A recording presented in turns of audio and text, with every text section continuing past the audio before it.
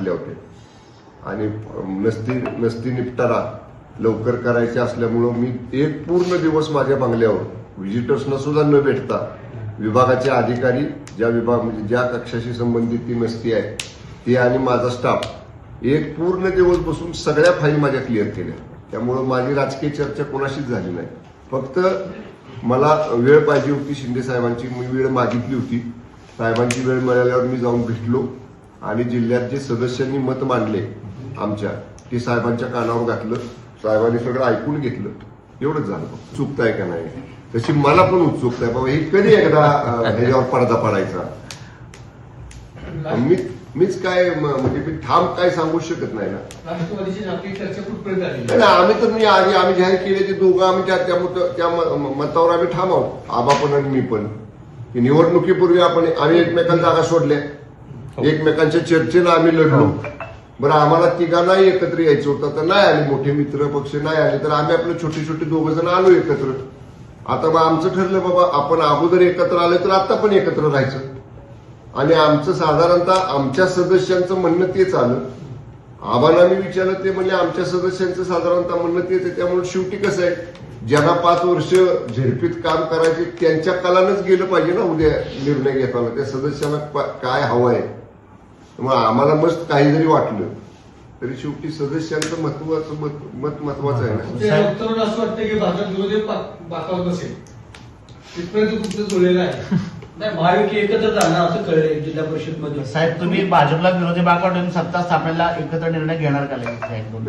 मी कोण सांगणार हो, मी कोण सांगणार कोण सत्तेत बसणार कोण विरोधात बसणार. बघा ओंकार, पालकमंत्री म्हणून मी आता खूप सावध पावलं टाकतोय. कारण 2 वेळा मी प्रयत्न केला. नगरपालिकेला एकदा केला, जिल्हा परिषदला एकदा केला. पण जो अनुभव मला आला साधारणतः बघा निर्णय काही व्हायचा असेल तो होतो पण बैठकीला बोलवल्यानंतर आपण जात नाही असं म्हणजे तो एक प्रकारे अपमानच आहे. तो सुद्धा मी मोठ्या मनाने गिळला. बाबा ठीक आहे आपल्याला महायुती म्हणून सरकारमध्ये राज्यात आपण आहे तरी इथं पण आपण एकत्र असलं पाहिजे. आता नाही झालं त्यामुळे सारखं पालकमंत्री सरकारी कामापुरता ठीक आहे पालकमंत्री ते आपल्या नेटानं चाललंय माझं सरकारी काम कुठंच काय केलं. साहेब शिवेंद्रराजे मिठी मारायला तयार आहेत तुम्हाला काय तुम्ही रिस्पॉन्स दिला का नाही त्यांना? मारली तर ना आज पण हात सोडला नाही तुमचा अशी फ्लॅग ऑफ करताना. दोघात एक झेंडे पण तिथं कमी होते. आमच्या दोघांची एक झेंडा दिला उतरला दोघांनी एक झेंडा दाखवला हिरवा झेंडा. तसा झेंडा सत्तेचा पकडणार का भाजप सत्तेचे? मी माझ्या हातातच नाही ना सर मी काय सांगणार. साहेब तुमच्या असं नेत्यानं काम करण्याची ख्याती आहे ना. मग तसं प्रशासनात करतोच ना. आणि बघा नेत्यानं आम्ही दाखवलं ना पक्षाचं काम. 3 सदस्य होते ते 15 केले आम्ही.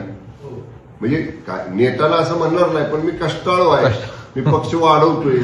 नगरपालिकेला आम्ही चांगलं लढलो जिल्ह्यामध्ये. कराडसारखी एवढी मोठी सातारच्या खालोखाल मोठी असणारी नगरपालिका आम्ही एक हाती सत्ता आणली. तेच 15 सदस्य निवडून आणलं. गणामधले सुद्धा सदस्य मोठ्या प्रमाणात आलेत. म्हणूनच कुठेतरी वाटतं की शिवसेनेला असं वाटत नाही का की बाबा सत्ता स्थापनेमध्ये आपण असलं पाहिजे आणि लवकरात लवकर हा निर्णय घेतला गेला पाहिजे. गणामध्ये तुम्ही म्हणला तर जिल्ह्यामध्ये आमचे 46 पंचायत समिती सदस्य आहेत. सातारा जिल्ह्यामध्ये 15 पंचायत जिल्हा परिषद सदस्य 46 पंचायत समिती सदस्य आहेत. आणि साहजिक प्रत्येकाला वाटतं ना सत्तेत असावं. कोणाला वाटत नाही सत्तेत नसावं म्हणून. पण शेवटी राजकीय समीकरणं जुळली पाहिजे, अंकगणित जुळलं पाहिजे. व्हीप बजावण्याचा अधिकार मंत्र्यांना आहे की गटनेत्यांना? मी पक्षाचा उपनेता आहे. आमच्या पक्ष रचनेमध्ये म्हणजे शिवसेनेपुरतं मी सांगेन पक्ष प्रमुख मुख्य नेते हे निर्णय घेत असतात. व्हीप बजवायचा अधिकार कोणाला द्यायचा. आमच्या पक्षामध्ये नेत्यांच्या नंतर उपनेते असतात. मी उपनेता आहे पक्षाचा. माझ्या पक्षाने सातारा जिल्हा परिषदेतले जिल्हा परिषद पंचायत समिती सभागृहातल्या सदस्यांना व्हीप बजवायचे अधिकार मला दिलेले आहेत.